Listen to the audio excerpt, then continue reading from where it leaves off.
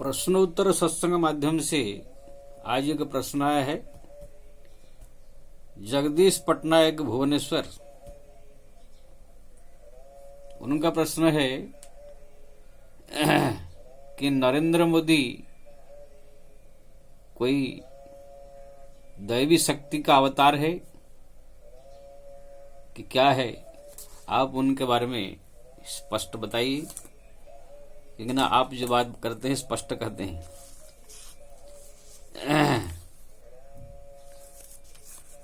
बहुत सुंदर प्रश्न आपने पूछा।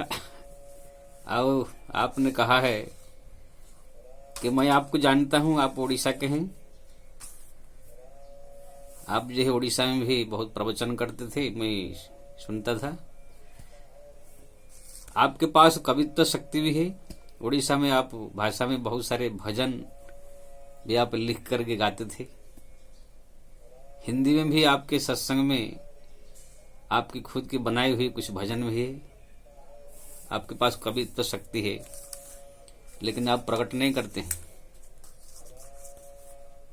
मैं चाहता हूं मेरे इसी प्रश्न का उत्तर आप कविता में दें। बहुत सुंदर है। आप पुराने भक्त लगते हैं, हमारा उड़ीसा से ही। ऐसे बचपन से मैं बहुत उड़ीसा भाषा में भजन लिखता था, भजन बना बनाए गाता था। हमारे बहुत सारे भजन जो है उड़िया भाषा में है। हिंदी में भी अपने सत्संग के अंदर जो भी भजन में गाया हूं, उसमें कुछ हमारी खुद की लिखी हुई है। लेकिन मैं ये सब ज्यादा प्रकाश करना नहीं चाहता हूं, प्रकट करना नहीं चाहता हूं, क्योंकि ना मैं लोक प्रशंसा से बहुत दूर रहता हूं। मैं सदैव जो है एकांत में अकेले साधारण भाव से रह करके छिप करके रहना चाहता हूं। ज्यादा लोग ना आवे, ज्यादा बड़े लोग ना आवे, ज्यादा पहचान न होवे, जिससे कि हमारा भगवान के प्रति जो लगन है, भक्ति है, वो बढ़े। क्योंकि ना ये संसार की मान प्रतिष्ठा वाह वाह, ये बड़े बड़े नेताओं का, बड़े बड़े पैसा वालों का आना जाना जब हो जाता है, फिर इंसान संसार की ओर बहने लगता है। इसलिए मैं सदैव डरता हूं मेरे पास कोई बड़ा नेता ना आ जाए, कोई मंत्री ना आ जाए, कि कोई स्टार्स ना आवे, फिल्म स्टार्स। हाँ, कोई अगर आना चाहे तो आ करके साधारण तरीके से आगे गुपचुप में मिल के चले जाए, किसी को पता न चले तो आ सकता है। लेकिन इस समय से बड़ा सावधान रहता हूं। भक्ति को बचाने के लिए बहुत सावधानी की आवश्यकता है। इसलिए मैं बड़ा छिप करके गुप्त रूप में साधारण तरीके से इसमें रहता हूं। कितने लोग मेरे पूछते हैं, हमारे जो सब सत्संग सुनने वाले यूट्यूब में, और महाराज कहाँ रहते हैं, तो मैं किसको अपना परिचय नहीं देता हूं ना, कि ना मैं जानता हूं अपना एड्रेस ठिकाना दे दूं तो सब आकर मिलने लग जाएंगे, फिर मेरा भक्ति में बाधक होगा। हाँ, बहुत सारे लोग को जो है अपनी सेवा, अपने जो है सहयोग, अपने दूसरी तरीके से प्रदान करते हैं। आर्थिक परिस्थिति भी कुछ सुधारने के लिए भी कुछ लोग मदद करते हैं, लेकिन वो सब दूर दूर रह के ही सब है, कोई पास में नहीं आता है। आते हैं जो गिने चुने 2 4 5। तो आपने जो है कहा कि कविता के रूप में नरेंद्र मोदी के परिचय दीजिए। वो क्या कोई दैवी शक्ति है, क्या है? वो साधारण इंसान जैसे नहीं लगते हैं। तो मैं आज ही सुबह आपके प्रश्न के कारण एक कविता लिखा हूं, उसको मैं आपको बताता हूं। पहले मैं बता दूं, नरेंद्र मोदी जो है कोई साधारण इंसान नहीं है। तो पहले मैं उनको जानता हूं, केदारनाथ में बहुत तपस्या करते थे। गरुड़चट्टी एक आश्रम है, श्री श्री 108 श्री अभिराम दास जी महाराज की जो गरुड़चट्टी गुफा में, उसमें वो कभी कभी आते थे, रहते थे। मैं भी वहां पर जो है कुछ दिन रहा हूं। वहां पर उनका जो है तपस्या भजन करते थे बहुत। आओ, संसार में जब भी कभी धर्म की हानि होती है, थोड़ा धर्म का ग्लानि होता है, तो भगवान जो है कोई ना कोई महापुरुष को भेज देते हैं। जैसे अधर्म हुआ, बढ़ा, तो भगवान स्वयं आ गए कृष्ण राम के रूप में। जब आज से 2000 साल पहले बहुत अधर्म बढ़ा तो शंकराचार्य जी आ गए, फिर ज़्यादा मुगलों का जो बढ़ा तो कबीरदास, तुलसीदास, मीराबाई ये सब आ गए। अंग्रेज को फिर आ गए तो अंग्रेज शासन जो बढ़ा तो महात्मा गांधी जी आ गए। अभी जो है 50-60 साल 70 साल में जो बहुत अधर्म बढ़ा तो जो है मेरे को लगता है नरेंद्र मोदी जी को भगवान भेजे हैं। वो एक प्रेरणा, भगवत प्रेरणा से आया हुआ महापुरुष है, इसे मानना चाहिए। देखिए उनके लिए मैं एक कविता लिखा हूं, सुन लीजिए। नरेंद्र मोदी करते हैं भगवान की भक्ति, इसलिए उनके पास है भगवान की शक्ति।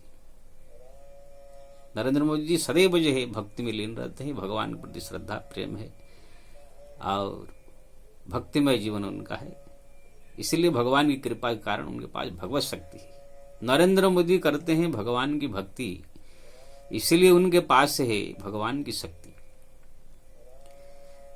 नरेंद्र मोदी जी जो भी लेते हैं निष्पत्ति, निष्पत्ति यानी फैसला, जो भी करने के लिए देश के लिए निष्पत्ति लेते हैं उसमें भगवान का सम्मति रहता है।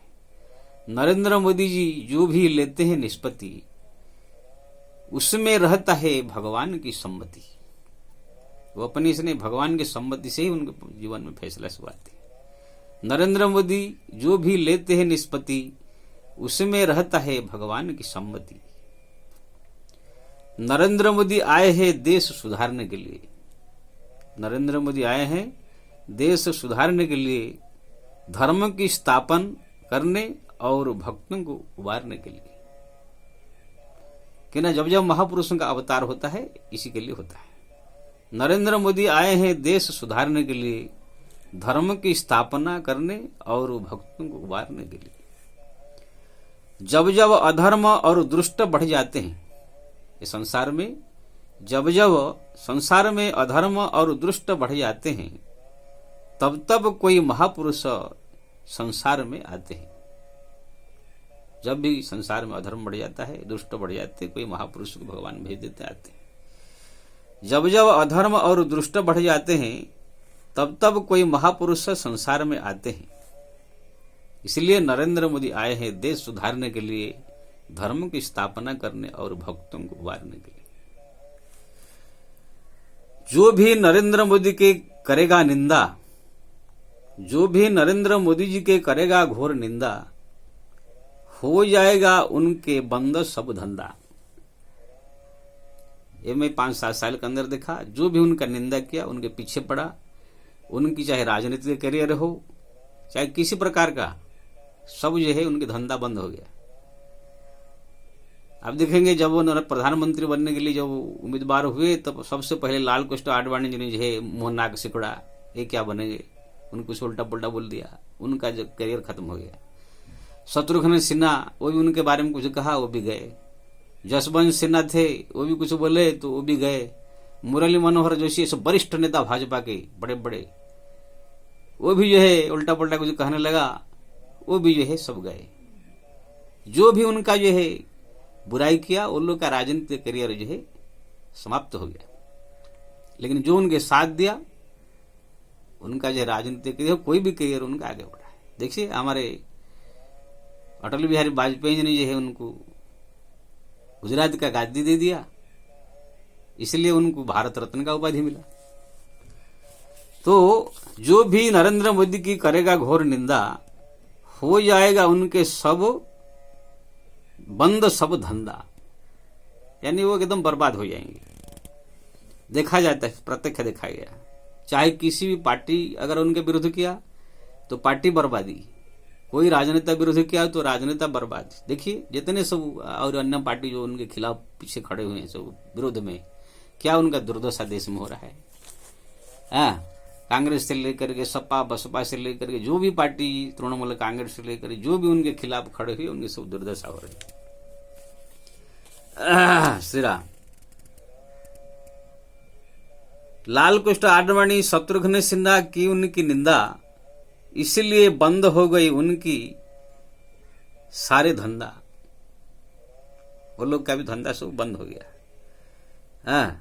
जो भी नरेंद्र मोदी जी की करेगा बुराई, हो जाएगा उनका इसी दुनिया से सफाई।